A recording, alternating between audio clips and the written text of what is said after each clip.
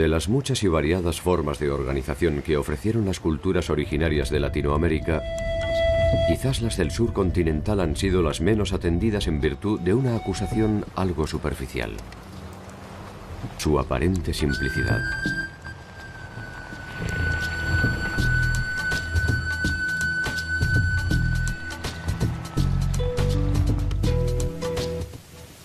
Es cierto que estos pueblos carecían de construcciones monumentales o dioses exuberantes. Tampoco tenían una compleja estructura política que permitiera dividir claramente las clases dominantes de las sometidas.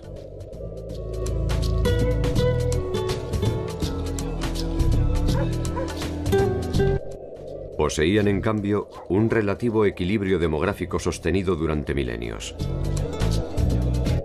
Una voluntad de agrupación considerablemente igualitaria. Una utilización solidaria de los bienes disponibles. La propiedad comunal de la tierra. El desapego por las formas de lucro y acumulación. E instituciones de carácter civil tan originales que el mundo supuestamente evolucionado aún está en vías de conseguir.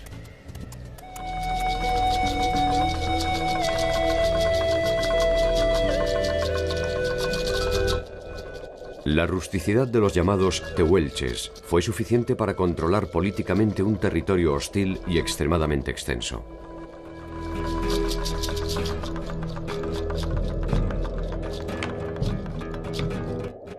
La precariedad de los Selknam les alcanzó para vivir en armonía varios milenios, hasta que se inició su exterminio definitivo.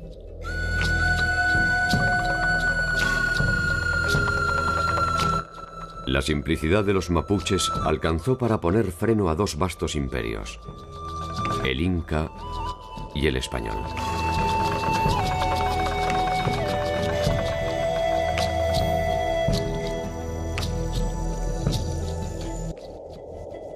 Es verdad que no se trató de un mundo perfecto, pero la sufrida permanencia de alguna de estas culturas nos ofrece un camino para reflexionar sobre nuestro presente, con una visión aperturista que no supieron tener aquellos que por primera vez se enfrentaron con esta diversidad.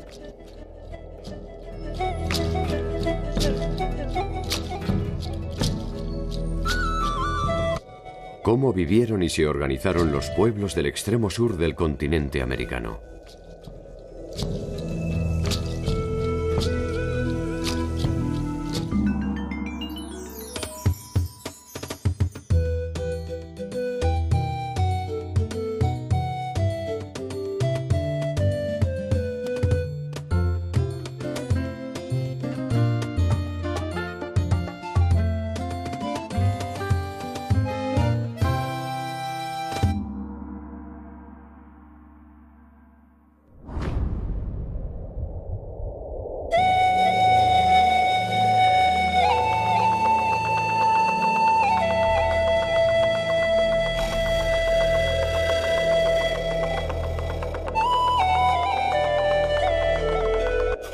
Hacia 1520 se produce el primer contacto entre la civilización europea y los pueblos originarios del extremo sur de América Latina en el marco de la expedición de Magallanes que terminará dando la llamada Primera Vuelta al Mundo.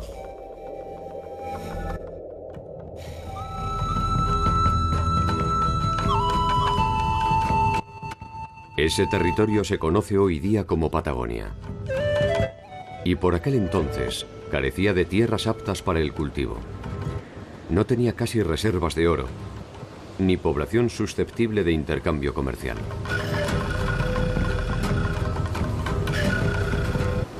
Esta situación demoró su exploración y conquista en más de 300 años y le ofreció además un triste privilegio: el fin de su cultura y el exterminio de sus habitantes pudo ser meticulosamente documentado.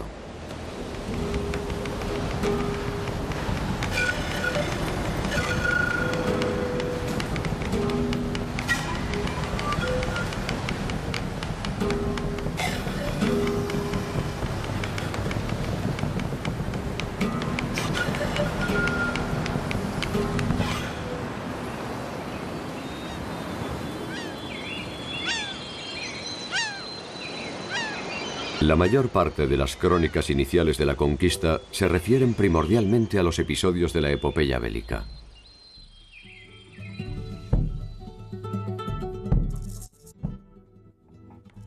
Principalmente se ocupan de los detalles geográficos en la medida en que sirven para describir la riqueza del territorio apropiado. En escasas ocasiones, de los aspectos culturales. Y generalmente, para condenarlos como manifestaciones de un inconcebible atraso. Las crónicas de India son una de las fuentes para reconstruir el proceso de la conquista. Es un texto informativo que toma una forma de relato. La característica de las crónicas es informar a las autoridades sobre lo que está pasando a medida que avanza la conquista en América. Se da cuenta así del paisaje, de los recursos naturales, de los recursos humanos, o sea, de la posible mano de obra allí para explotar, de los descubrimientos geográficos que se van haciendo e incluso de las peleas internas entre los conquistadores.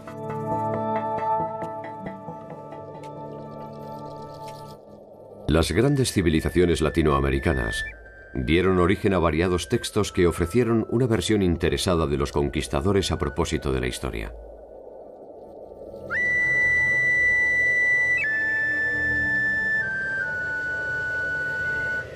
Los territorios del sur debieron conformarse con visitas esporádicas de los navegantes que les dedicaron algún párrafo aislado.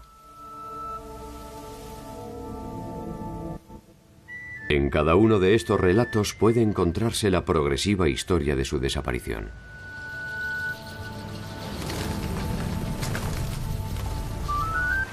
El primer capítulo sobre el final de los pueblos patagónicos se encuentra en la crónica de Antonio Pigafetta.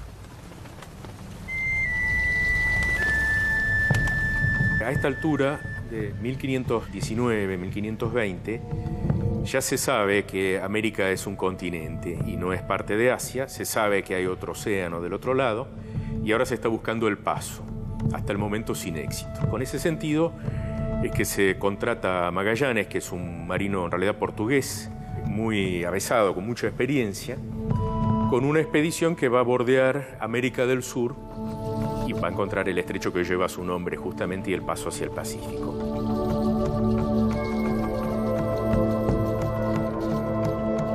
Antonio Pigafetta era un italiano que se entera de la partida del viaje de Fernando de Magallanes y pide viajar, cosa que se le concede. Y escribe un diario bastante ameno, interesante, es un hombre con habilidad literaria. Y en junio de 1520, la gente de Magallanes llega al Golfo San Julián y desembarca. Y allí aparece por primera vez un habitante de Patagonia. Pigafetta lo describe.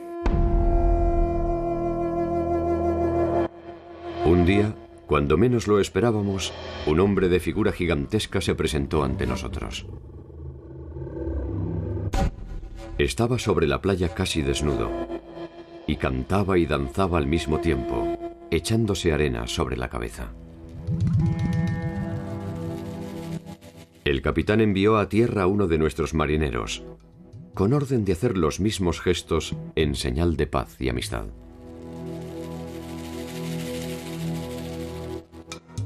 Esto fue bien comprendido por el gigante, quien se dejó conducir a una isleta donde el capitán había bajado.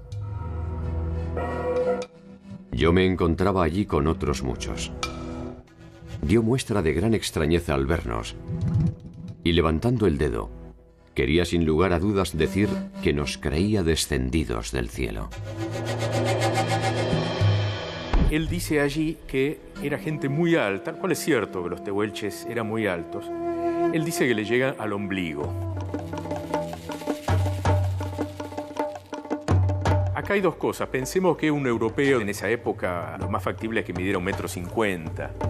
Y pensemos que es posible que fuera un tehuelche de cerca de 2 metros de altura, lo cual es una gran diferencia, pero evidentemente al ombligo no le debía de llegar.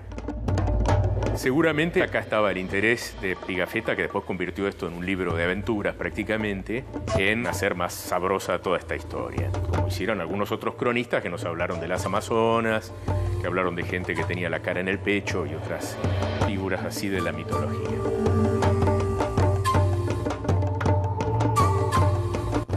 A Pigafetta le debemos además un primer mapa de la región, y a su texto la denominación de Patagón, que es atribuida a Magallanes y cuyos orígenes están aún en discusión. Y él dice que fue Magallanes quien dio el nombre de Patagones a esta gente.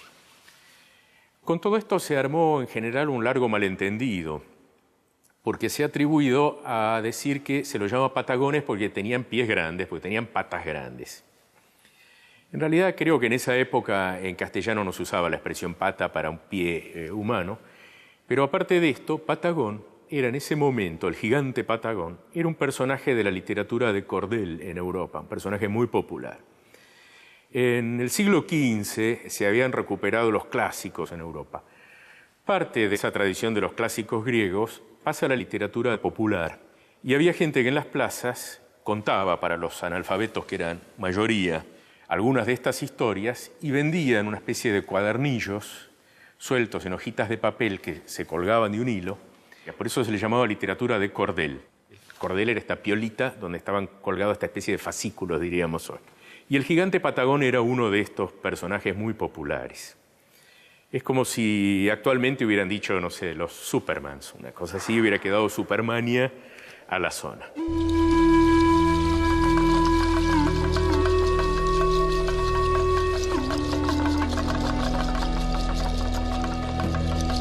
Esta denominación de Patagones, incluso en muchos casos de gigantes Patagones, perduró mucho después del siglo XVI.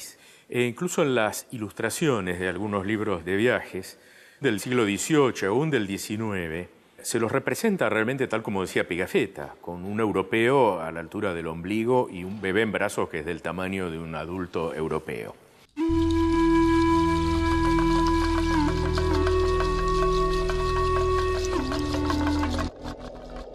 Estos avistajes detectaron una serie de grupos distintos entre sí que compartían la isla de Tierra del Fuego. Sin una revisión exhaustiva de sus particularidades, fueron identificados como un grupo común.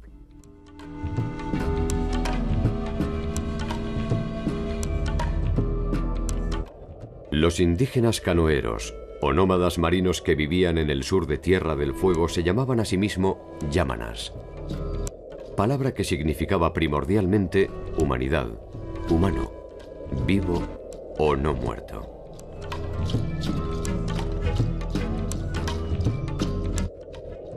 Con ese término, el grupo se diferenciaba respecto de otros indígenas que compartían su territorio. Los Selknam Huonas y los Alacalufes. Los yámanas eran un pueblo nómada. Vivían en sus balsas, aunque en ocasiones dormían en la costa al abrigo de precarias chozas construidas con pieles.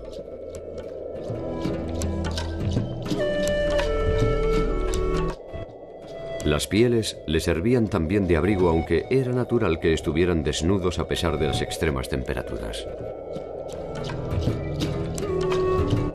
Las reglas de la comunidad se establecían de acuerdo a la voluntad de Watabinewa, el creador de todas las cosas del mundo y probablemente su deidad primordial.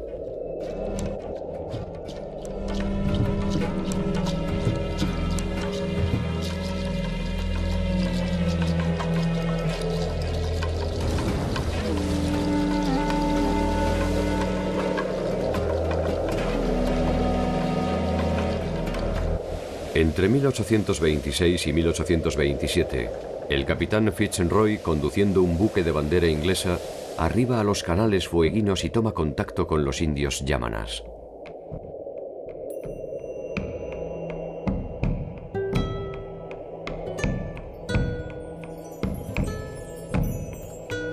En su exploración no solo recabó datos geográficos, también recogió 4 yámanas que fueron bautizados por los ingleses como Jemmy Button, York Minster, Fuegia Basket y Memory Boat.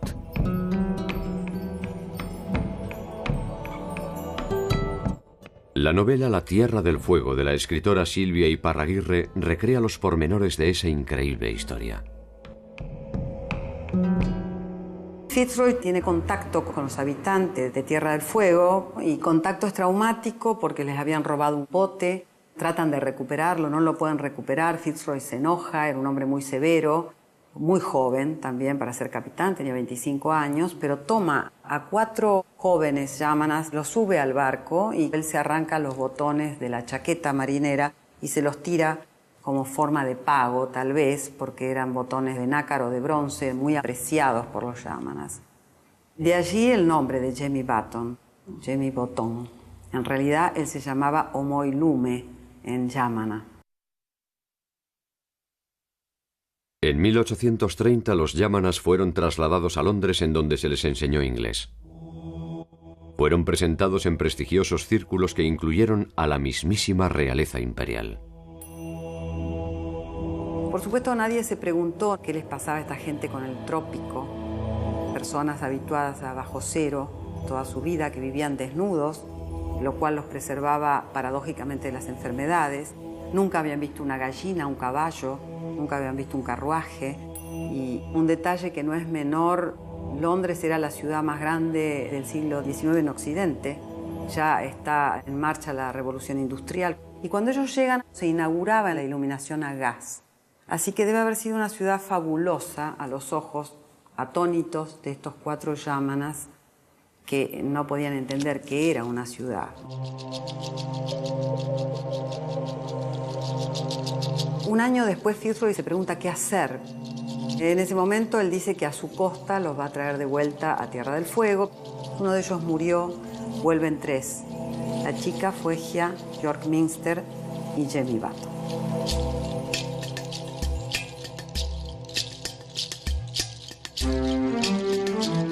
Cuando llegan hay una escena que es tremendamente desgarradora. Jemmy Button, que fue llevado cubierto de grasa de foca y desnudo, vuelve con galerita, guantes, le gustaban a él los guantes, vestido de punta en blanco de caballero británico. Y viene su familia a recibirlo y lo empieza a rodear, lo desconocen, se van y para él realmente es un momento terrible que ninguno alcanza a tener la dimensión de qué sucedía en el encuentro. Fitzroy sigue adelante, impertérrito, él con su plan, le arman una casa inglesa, le dejan herramientas para labrar la tierra sin saber que allí no se puede plantar, el suelo es rocoso. Era bastante delirio. Un año después, Fitzroy regresa para observar los efectos de su experiencia. Jemmy aparece en una canoa al costado del barco, otra vez desnudo, otra vez con la crencha y cubierto de grasa de foca, esta vez con su mujer, se ha casado, la chica está esperando un bebé y sube al barco. En ese encuentro, Fitzroy le dice si quiere volver a Inglaterra y él le dice nunca más, Inglaterra nunca más.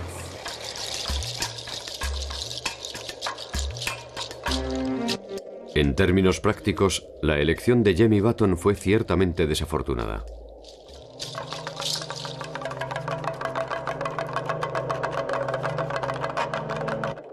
Medio siglo después, no solo Button, sino casi todos los de su raza se encontraban virtualmente extinguidos.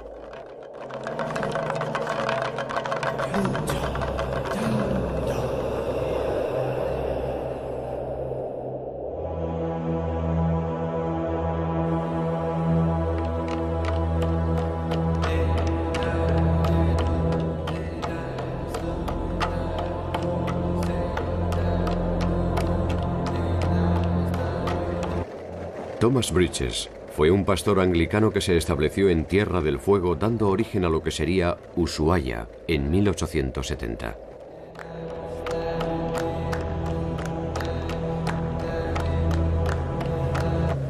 Contrariamente a muchos de sus congéneres, se preocupó por conocer y fundamentalmente entender a los pobladores originarios.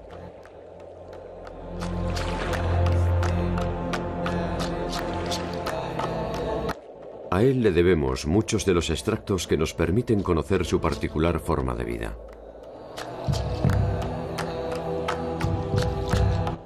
Bridges denunció los excesos cometidos contra los yámanas y fue el autor de un diccionario que contenía más de 32.000 vocablos de la lengua originaria, a la que distinguía como más sutil y compleja que la lengua inglesa.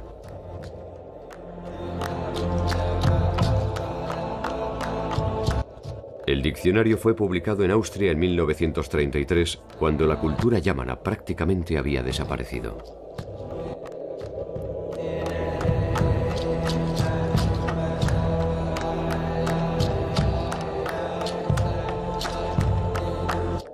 Tierra del Fuego fue el último territorio conquistado por el avance de la civilización. La explotación ganadera de finales del siglo XIX transformó sustancialmente la geografía de los pueblos originarios, que vieron comprometidos su espacio y fuentes de subsistencia.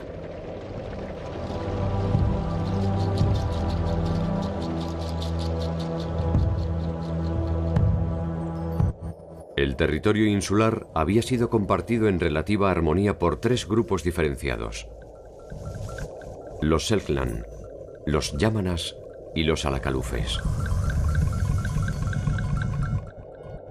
Aunque todos fueron identificados genéricamente como los peregrinos del mar, solo yámanas y alacalufes fueron pueblos de navegantes. Los Selknam, en cambio, poseían una raíz común con los tehuelches, y su subsistencia no estaba centrada en la recolección marítima.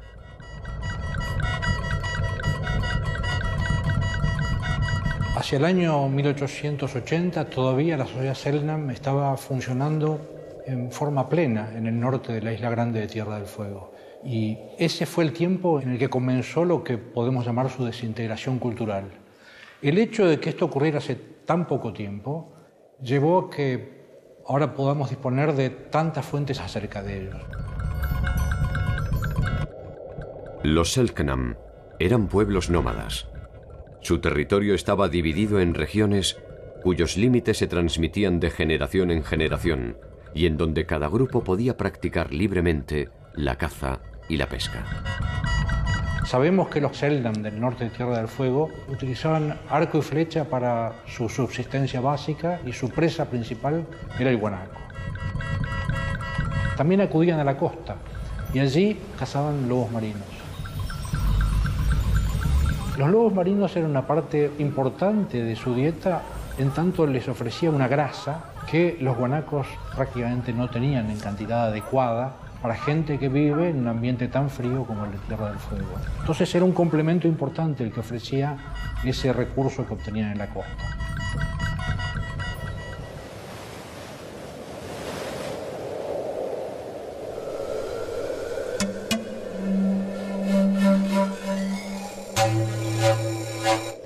La poligamia era una práctica común y legítima que se extendía generalmente a dos mujeres, probablemente un límite necesario para asegurar la subsistencia del grupo.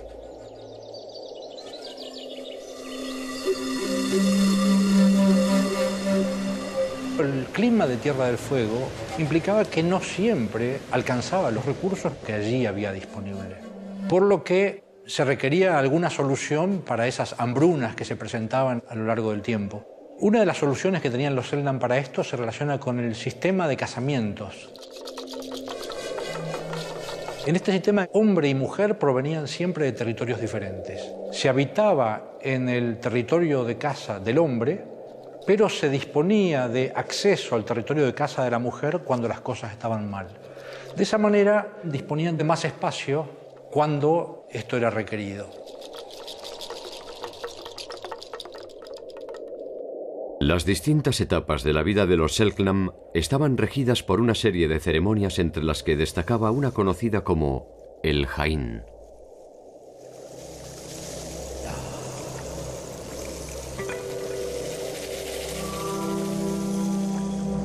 Tenemos un conocimiento acerca de las ceremonias de los Selknam, debido a que algunos de los etnógrafos que vivieron con ellos pudieron participar de la ceremonia de iniciación masculina, conocida como Jain. Y Martín Gusinde, por ejemplo, el etnógrafo austríaco, la describió en detalle en cuanto a la simbología de los espíritus participantes que eran encarnados por seres humanos que estaban pintados y que llevaban máscaras fantásticamente decoradas y que personificaban escenas que tenían que ver con mantener con cohesión a una sociedad como los Selknam.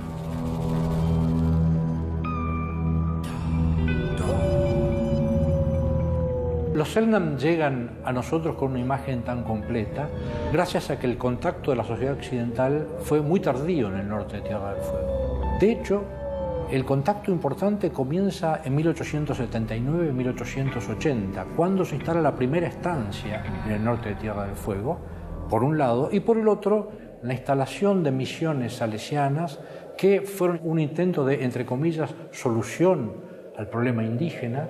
Eran los lugares a donde de alguna manera se deportaban las mujeres y los niños sobrevivientes de los encuentros violentos que los estancieros tenían con los Selknam, que en algunos casos implicaron caza de indios directamente, con nombres de cazadores muy bien conocidos que eran pagados por los estancieros para evitar que los Selknam cazaran las ovejas que veían como el reemplazo de los guanacos que ya no estaban en la misma cantidad en los territorios en que ellos habitaban.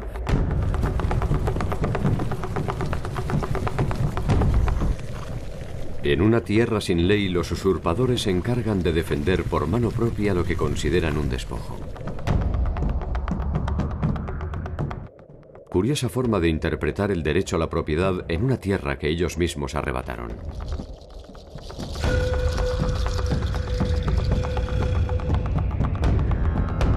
Por otro lado, las misiones salesianas operaban de una manera extremadamente negativa, porque el contacto entre europeos y Selknam implicó el contacto con enfermedades desconocidas para ellos y enfermedades para las que carecían de anticuerpos. Entonces, mientras fuera una sociedad extremadamente móvil, las muertes entre los Selknam causadas por la gripe o la tuberculosis no tuvieron un efecto masivo porque no había condiciones de contagio adecuadas para atacarlos masivamente, pero las misiones otorgaron exactamente eso. Las misiones implicaban grandes galpones donde se concentraba la gente y las condiciones de ataque de estas enfermedades se hicieron masivas.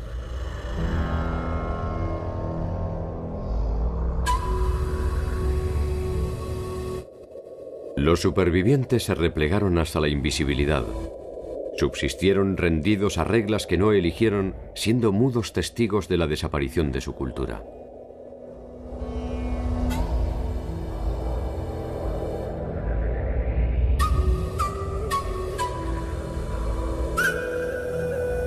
En 1974 muere Angela Lolog, la última representante genuina de la cultura Selknam.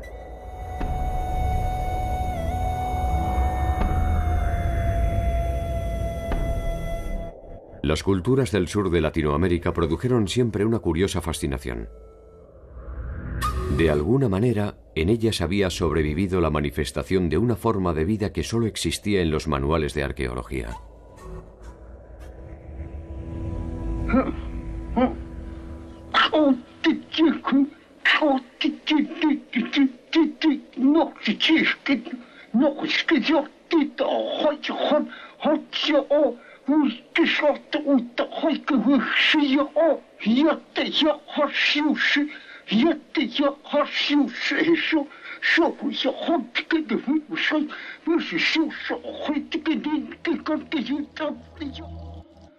Los pueblos patagónicos fueron ilustrados por conquistadores y aventureros como gigantes míticos de un tiempo remoto. También como pulcros señoritos de la sociedad inglesa.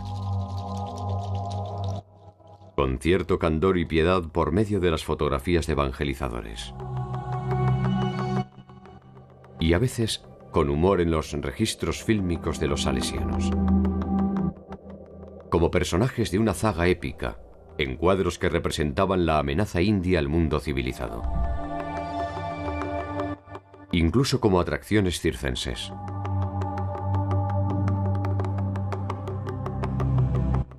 En 1889, un grupo de indios patagónicos es enviado a París por el gobierno argentino como uno de los tantos productos regionales de la pujante y renovada república.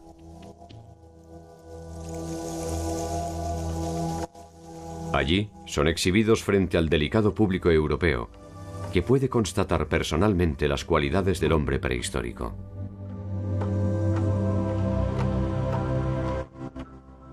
Los patagones no parecen distintos a los primeros que viera Magallanes, salvo por una pequeña diferencia.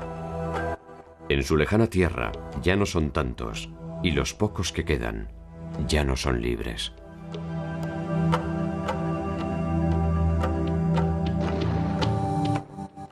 Las fotos del final son tan cruentas como verdaderas. Un registro histórico nos muestra la dinámica del exterminio. Mientras algunos cazadores apuntan hacia un horizonte indefinido, a los pies de uno de los hacendados ingleses yace una de las presas obtenidas. Un Selknam.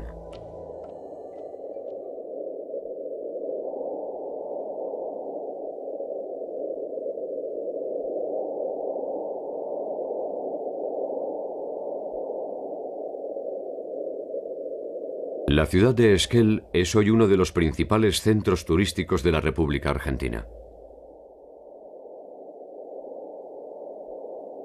Cerca de allí se encuentran algunas de las últimas manifestaciones de las culturas patagónicas.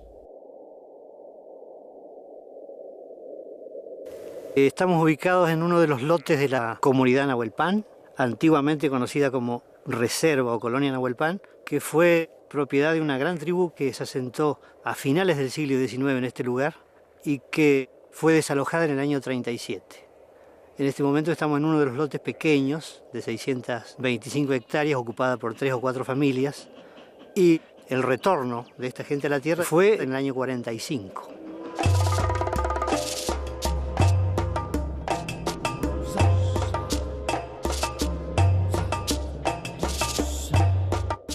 La palabra mapuche significa literalmente hombres de la tierra y es la denominación que se daban a sí mismos los pueblos originarios que habitan en la actualidad los territorios de Chile y Argentina.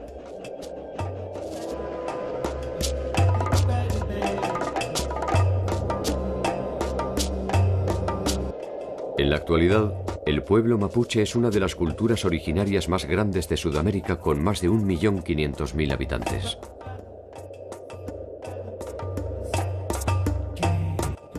Originalmente su cultura tuvo como centro el actual territorio chileno y de allí se expandieron hacia la Argentina.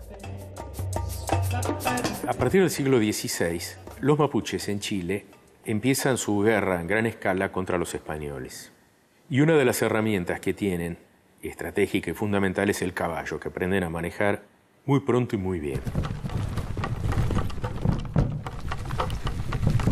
Pero Chile no es una zona apta para la cría de caballos, por lo menos no en la abundancia que ellos lo precisan. Y sí, en cambio, a partir de la fundación de Mendoza y posiblemente algún otro centro hispano también, en La Pampa hay miles y miles y miles de baguales o caballos salvajes que han empezado a montar muy bien los cazadores de la zona, armados pampas.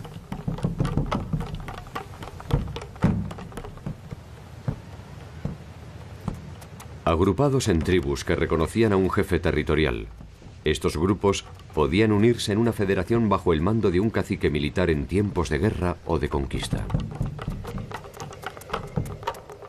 Yo soy Sergio Nahuelpan, cacique de la comunidad.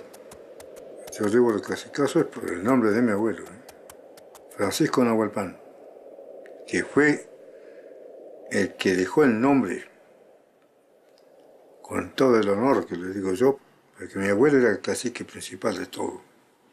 Porque según dice que él vino de Chile, nosotros tenemos sangre chilena.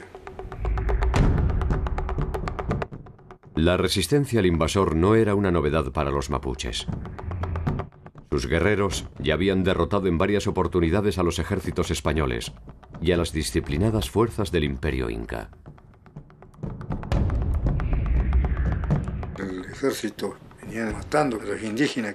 Entonces mi abuelo con su hermano, pues, a la llegada al Río Negro se enfrentaron con la tropa. Y ahí pelearon. Y él era un muchacho de 17 años, según contaba mi padre, y creo que quedó la historia eso.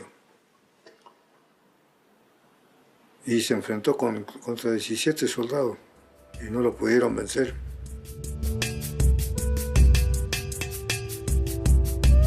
Los españoles, que vienen con gran experiencia ya de la conquista, algunos desde México, otros de Perú, se topan con una sorpresa. Por empezar, esta gente presenta gran número de guerreros en batalla y además pelean de una manera muy ordenada. Sumado a que tenían un ethos guerrero muy, muy grande. Había toda una gloria incluso en morir en combate. Era gente que cargaba gritando su propio nombre para que se sepa quién los está atacando y quién va a morir eventualmente. Oye, May, bastante primer pico no hay a ti. Mira, tu madre la pichu su mamá en bueno. Tu chiquete, frente, tenta pi algo en ti. Tu me agua en mano. Pero no chao, que vengo que tenés un tati, pero de May, me me agua en tati. Si pai man.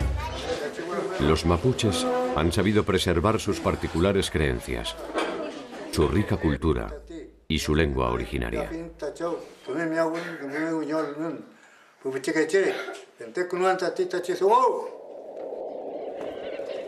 El pueblo mapuche ha sostenido en el tiempo muchas de sus tradiciones que se están recuperando merced al trabajo de algunos docentes interesados en la cultura mapuche.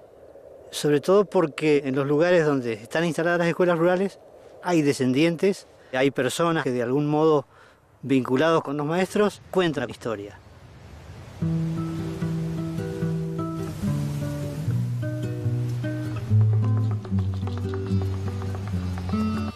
Pese a los continuos embates de los invasores, los mapuches conservan una escasa porción de lo que fue su territorio. Desde allí empujan el legado de sus antepasados.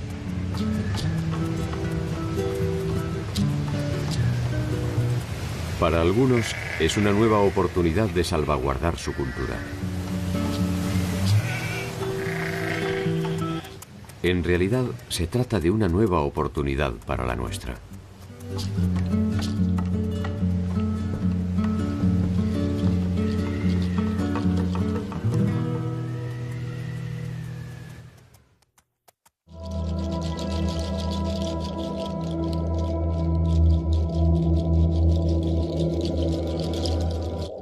Los pobladores identificados primero como patagones por los testimonios de los expedicionarios europeos y posteriormente como tehuelches por los mapuches, corresponden a grupos nómadas de cazadores-recolectores que se agrupaban en grandes clanes de tipo familiar.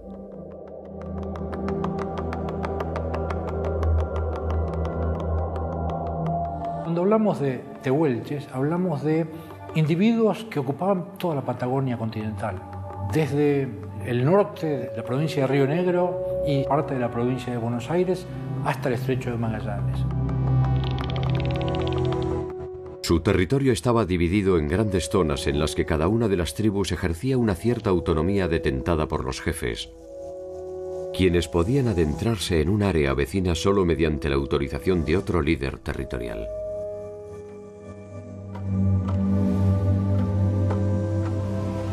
Nunca llegaron a ser un grupo demasiado numeroso, solo unos pocos miles de individuos desparramados en esta inmensidad de la Patagonia, sin poblaciones estables en ningún lugar. Que eran cazadores, recolectores extremadamente móviles que devoraban las pampas y que interactuaban entre la cordillera y la costa del océano o la costa del estrecho de Magallanes, donde ellos vivían buena parte del año. Los tehuelches eran nómades, pero tenían sus campamentos base, sus territorios propios, donde el grueso de la población eventualmente permanecía. Pero partidas de ellos hacían periplos así muy, muy largos, en parte siguiendo estacionalmente los recursos de la caza y en parte para hacer intercambio de una gran cantidad de productos. Culminados sus desplazamientos, se establecían temporalmente en sus toldos. Construcciones de apariencia precaria que se realizaban con troncos y pieles y que les permitían resguardarse de los intensos vientos. La incorporación del caballo, a partir de la llegada de los españoles a América, a los tehuelches les cambió notablemente la vida. No solo podían trasladar mucho más fácil todos sus enseres, sus personas, con mucha más velocidad y a más distancia, sino que también les permitía cazar con mucho más facilidad. La modalidad de caza nunca era individual y la única forma para cazar en lugares abiertos es mediante el trabajo solidario de muchas personas.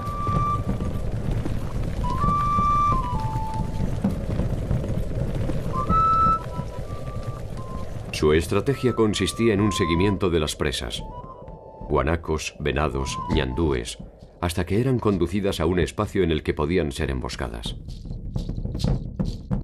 Allí eran víctimas de sus flechas, lanzas y, por supuesto, una de sus armas distintivas: las boleadoras.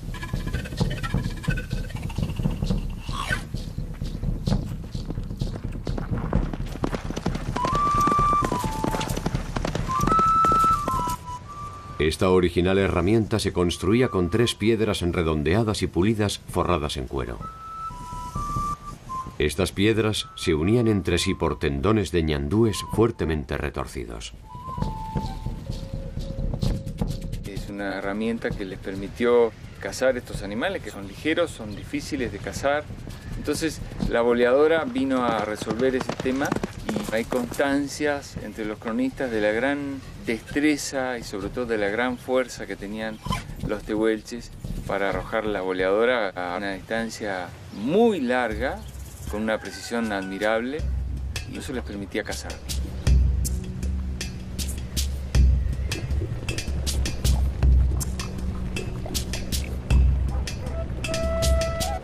A principios de 1870, la expansión de los gobiernos chileno y argentino cambia la realidad del sur continental.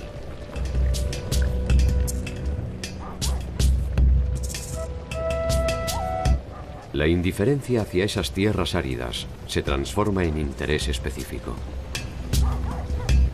La cría de ovejas se intensifica y la inmigración europea comienza a recibir las tierras de manos del gobierno.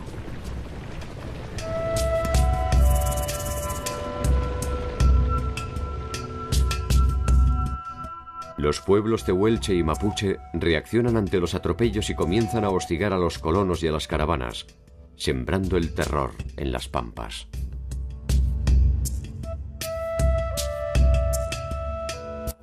Los tratados que se habían firmado entre los indígenas y las autoridades argentinas, y que les aseguraban algo de territorio y asistencia, se convierten en letra muerta.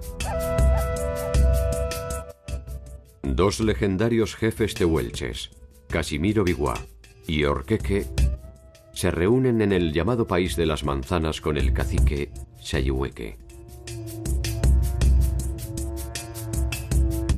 Allí los espera otro mítico guerrero de origen mapuche, Calfulcurá, quien los invita a sumarse a la ofensiva que piensa lanzar contra la estratégica ciudad de Bahía Blanca.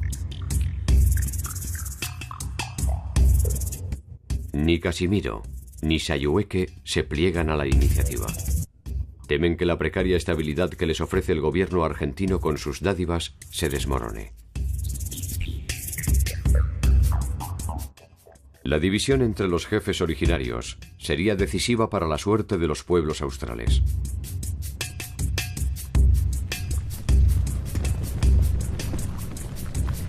Calfulcurá seguirá adelante con su plan. 5.000 lanceros lo respaldan y sus incursiones en las principales poblaciones de la provincia de Buenos Aires causan terror y producen estrepitosas derrotas en el ejército argentino.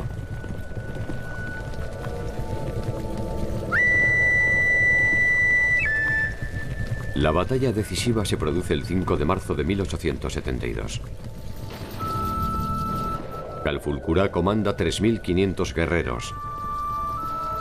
Frente a él, el ejército argentino planta su artillería con el apoyo de cerca de 1.000 indios aliados.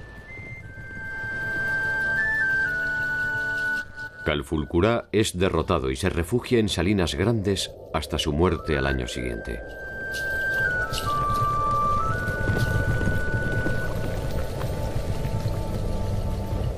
Con él se entierran sus principales atributos de mando y algunas provisiones para el viaje final.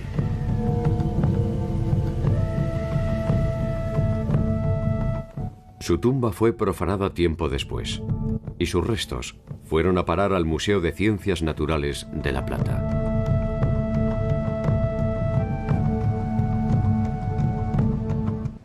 Sayhueque, el líder del país de las manzanas, se arrepentirá tardíamente de sus acuerdos con el gobierno argentino y, cansado de los incumplimientos, se alza en armas.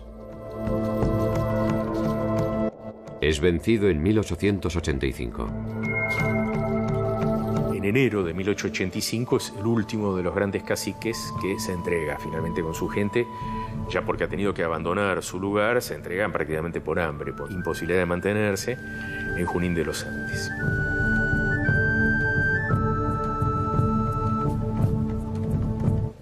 En 1904, un grupo de tehuelches es expuesto al público en el pabellón argentino durante la Feria Internacional de Saint Louis en Luisiana.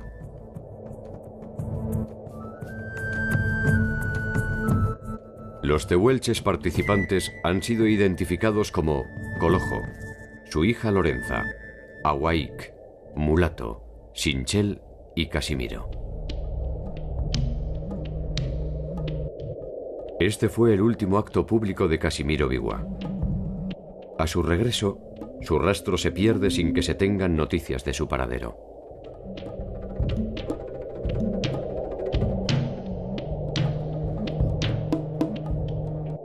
En 1883, Orqueque es apresado sin motivo alguno en las inmediaciones de Bahía Blanca. Junto a 50 de sus hombres es tomado prisionero con sus perros y caballos. Lejos de las pampas y de los suyos, vivirá un breve tour de exhibición ante la aristocrática sociedad porteña.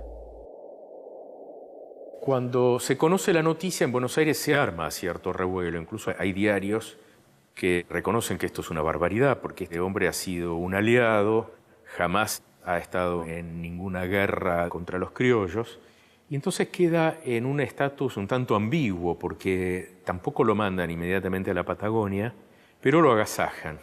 Lo invitan al Colón a escuchar ópera, se hace una función de circo especial para él, lo comentan los diarios, en muchos casos como una curiosidad, qué cara puso este indio viendo estas cosas. Pero Orqueque repentinamente se contagia una neumonía y se muere de manera fulminante.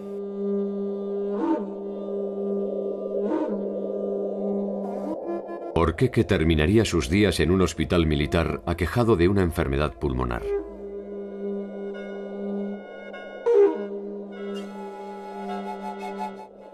Ya nunca volvería a sentir el viento indómito de la Patagonia. Como él, uno tras otro los miembros de su raza fueron desapareciendo, trabajando como peones, víctimas de grescas y borracheras, o asesinados por hacendados, científicos y funcionarios. Las aldeas de Gangán y Blancutre son los últimos refugios de los tehuelches. Su idioma se ha perdido casi definitivamente y solo subsisten algunos vocablos aislados. A medida que fueron desapareciendo por la civilización, muchos de sus supervivientes se unieron al pueblo mapuche.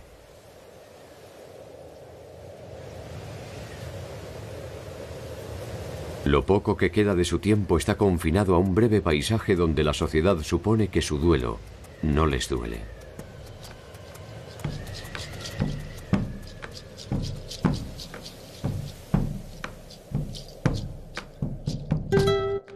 Los pueblos simples simplemente sobraban en el mapa del Nuevo Mundo. Podríamos pensar que no quisieron abandonar su forma de vida, o que no pudieron estar a la altura de lo que la realidad les impuso.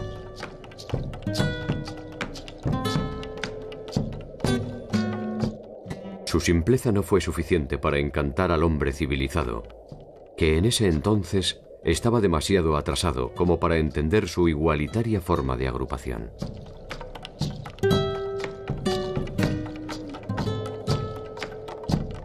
Algunas de sus conquistas pueden parecer menores. Sin embargo, en los tiempos en que vivieron en libertad, la mujer estaba ya integrada al circuito productivo y de subsistencia.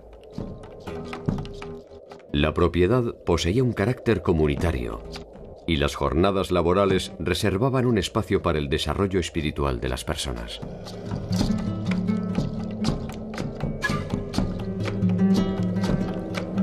En el presente, vamos detrás de esas pequeñas conquistas que los pueblos del sur ya habían obtenido, pero que solo fueron identificadas como desorganización, desidia, flaqueza, inmoralidad y salvajismo.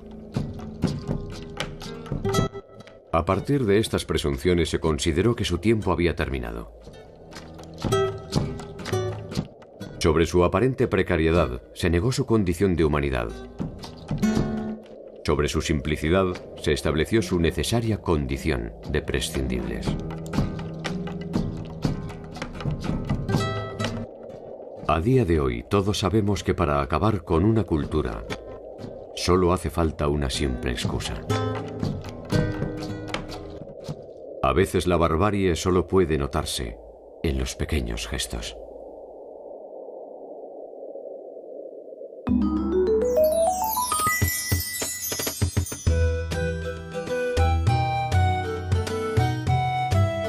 El viaje de Fernando de Magallanes y pide viajar, cosa que se le concede. Y escribe un diario bastante ameno, interesante, es un hombre con habilidad literaria. Y en junio de 1520, la gente de Magallanes llega al Golfo San Julián y desembarca. Y allí aparece por primera vez un habitante de Patagonia. Pigafetta lo describe. Un día, cuando menos lo esperábamos, un hombre de figura gigantesca se presentó ante nosotros. Estaba sobre la playa casi desnudo y cantaba y danzaba al mismo tiempo, echándose arena sobre la cabeza. El capitán envió a tierra a uno de nuestros marineros, con orden de hacer los mismos gestos en señal de paz y amistad.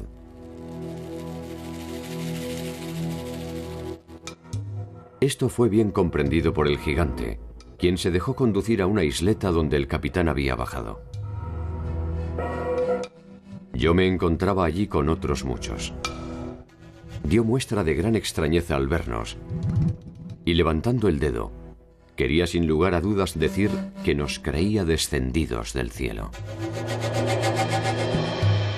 Él dice allí que era gente muy alta, tal cual es cierto que los tehuelches eran muy altos. Él dice que le llegan al ombligo. Acá hay dos cosas. Pensemos que un europeo en esa época, lo más factible es que midiera 1,50 m. Y pensemos que es posible que fuera un tehuelche de cerca de 2 metros de altura, lo cual es una gran diferencia, pero evidentemente al ombligo no le debía de llegar.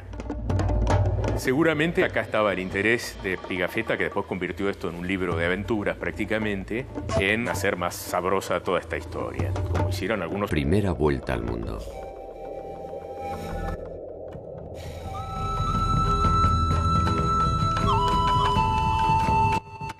Ese territorio se conoce hoy día como Patagonia. Y por aquel entonces carecía de tierras aptas para el cultivo. No tenía casi reservas de oro, ni población susceptible de intercambio comercial.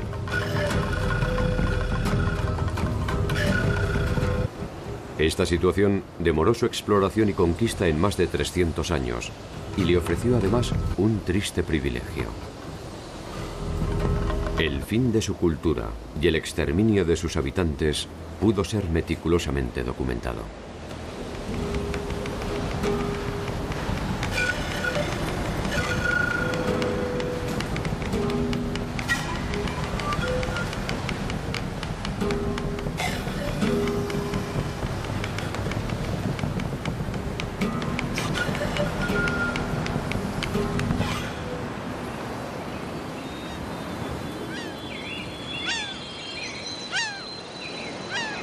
La mayor parte de las crónicas iniciales de la conquista se refieren primordialmente a los episodios de la epopeya bélica.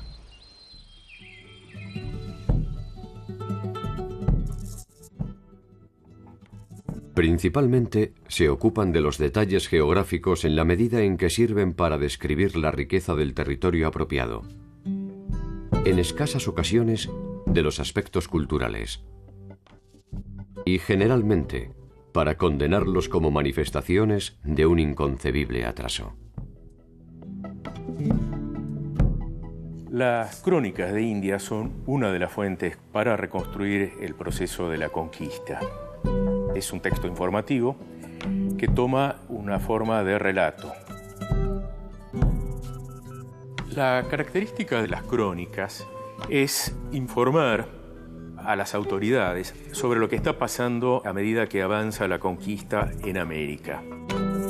Se da cuenta así del paisaje, de los recursos naturales, de los recursos humanos, o sea, de la posible mano de obra allí para explotar, de los descubrimientos geográficos que se van haciendo e incluso de las peleas internas entre los conquistadores.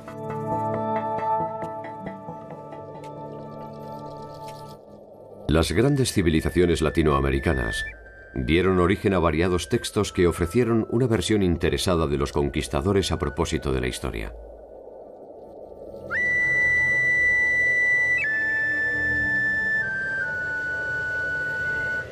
Los territorios del sur debieron conformarse con visitas esporádicas de los navegantes que les dedicaron algún párrafo aislado. En cada uno de estos relatos puede encontrarse la progresiva historia de su desaparición.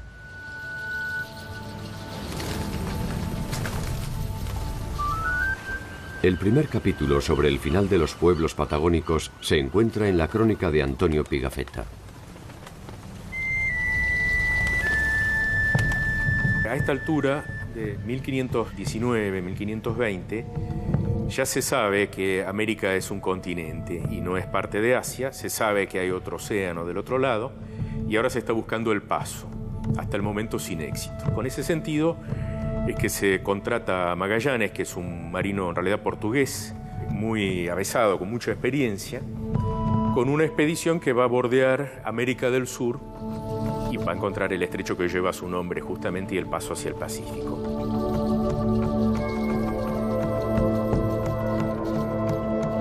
Antonio Pigafetta era un italiano que se entera de la partida de...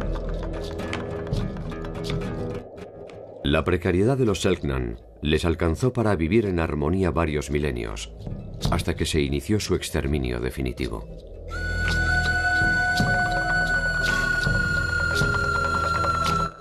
La simplicidad de los mapuches alcanzó para poner freno a dos vastos imperios, el Inca y el español.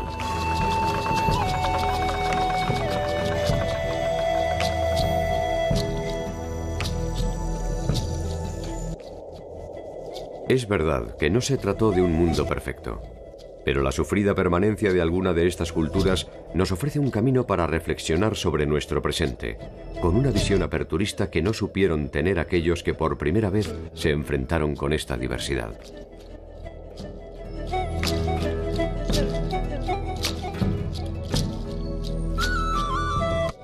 ¿Cómo vivieron y se organizaron los pueblos del extremo sur del continente americano?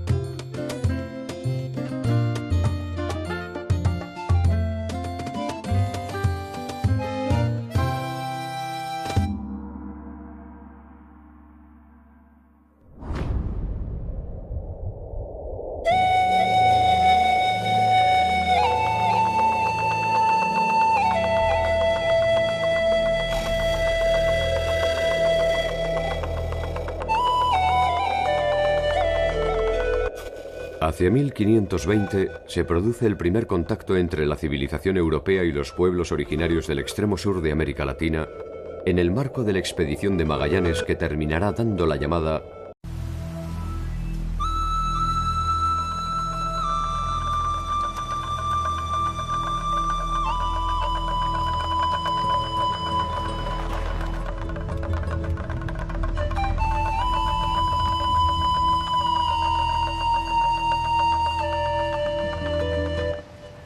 De las muchas y variadas formas de organización que ofrecieron las culturas originarias de Latinoamérica, quizás las del sur continental han sido las menos atendidas en virtud de una acusación algo superficial: su aparente simplicidad.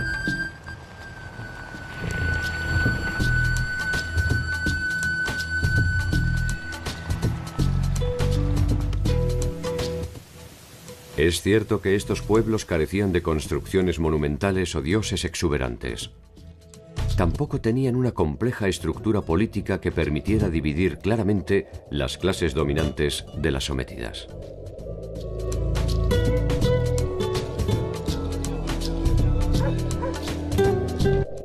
Poseían, en cambio, un relativo equilibrio demográfico sostenido durante milenios.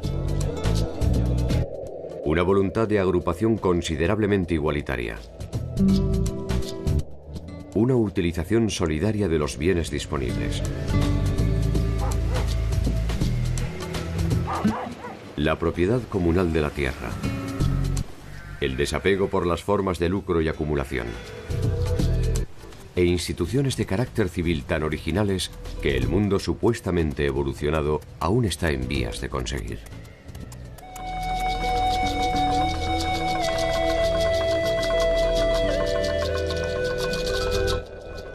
La rusticidad de los llamados tehuelches fue suficiente para controlar políticamente un territorio hostil y extremadamente extenso.